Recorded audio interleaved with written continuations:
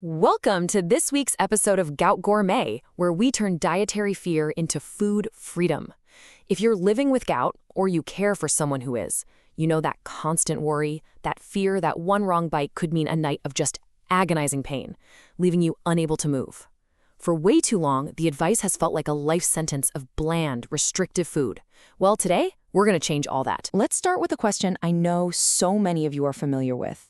You grab a simple snack in the afternoon, and then that little voice starts in your head. Uh-oh, is this the bite that's going to trigger a flare-up tonight? It's a fear that can really steal the joy from eating.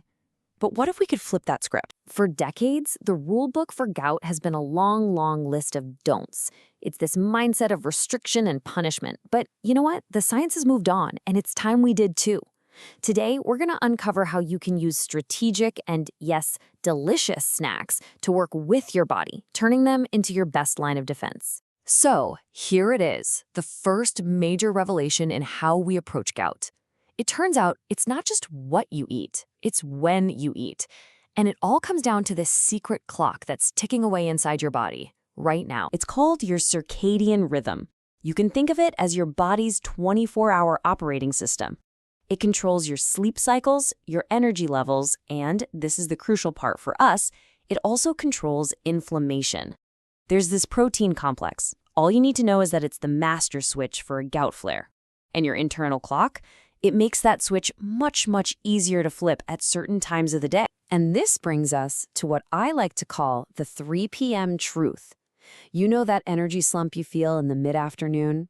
That's not just in your head. It's a real biological event. It's a moment when your body's own natural anti-inflammatory defenses are at their weakest, creating a critical window where you are most vulnerable. And the impact of this window is, well, it's huge. The science shows that when you hit that afternoon slump and you don't give your body the right kind of nutritional backup, you are a staggering 40% more likely to suffer a painful attack that night.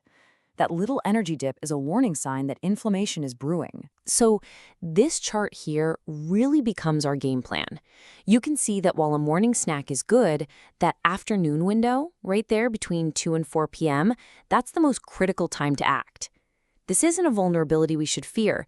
It's our single biggest opportunity to step in and stop a flare-up before it even starts. All right, now that we know when to act, let's get to the fun part: what to eat. And this might just change everything you thought you knew about a gout diet, because the old tired rule of just counting purines, it's officially outdated. The whole way of thinking has shifted, removing away from that fearful, narrow focus on avoiding things, a focus that led to so many bland, joyless meals. The new science is so much more empowering. It's about actively looking for foods with anti-inflammatory power that you can add to your diet. It's proactive, not reactive. And this is where it gets really exciting and delicious. Just look at all these incredible foods. Almonds, walnuts, even things like oats, they're all safely in the low-purine zone. But here's the real insight. Science has shown that purines from plants just don't carry the same risk as those from meat and seafood. This one fact busts the myth of a bland diet wide open. Okay, now we have to talk about the undisputed superstar of gout-fighting snacks, cherries. The evidence is just overwhelming. A landmark study found that simply eating cherries can slash your risk of a gout attack by an incredible 35%. And believe me, this isn't just a folk remedy. This is hard science. The magic is in these compounds called anthocyanins. They launch this amazing multi-pronged attack. First, they block inflammatory pathways, kind of like a natural medication. Second, they actually help your kidneys get rid of extra uric acid. And pro tip, if you want the most bang for your buck, tart cherries are the way to go. They're way more potent. So we have the when, that critical afternoon window. And we have the what, delicious foods packed with anti-inflammatory power. Now let's put it all together into a simple daily playbook you can start using today. I want you to start thinking of your day in these 4 distinct zones, each with a very specific goal. In the morning, you optimize. In the afternoon, you prevent. In the evening, you use caution. And at night, you restrict. This is how you start working with your body's clock, not fighting against it. So first up, the morning. Your goal here is simple. set a stable, anti-inflammatory foundation for the whole day. Your body's cortisol is naturally high when you wake up, and that actually helps your kidneys do their job better. It's the perfect time for things like low-fat Greek yogurt with berries or some avocado on whole grain toast. Now for prime time, that afternoon prevention window. This is your most strategic move of the entire day. A snack here isn't just about feeling less hungry, it's a mission to head off that metabolic stress before it can get a foothold. Think apple slices with almond butter, some veggie sticks with hummus. That's the kind of combo that will stabilize your system and stop a nighttime attack in its tracks. All right, as we move into the evening, the strategy has to change. After 6 p.m., your body's natural defense systems are starting to wind down for the night. This makes you much more sensitive to things that can cause flares. And honestly, eating late is one of the biggest and most avoidable triggers for those horrible nighttime attacks. The rules for the evening are simple, but they are firm. Between 6 and 8 p.m., look, if you absolutely have to have a snack, keep it small, keep it simple. A few bites of a low-purine fruit is perfect. But after 8 p.m., the kitchen is officially closed. Only water or unsweetened herbal tea.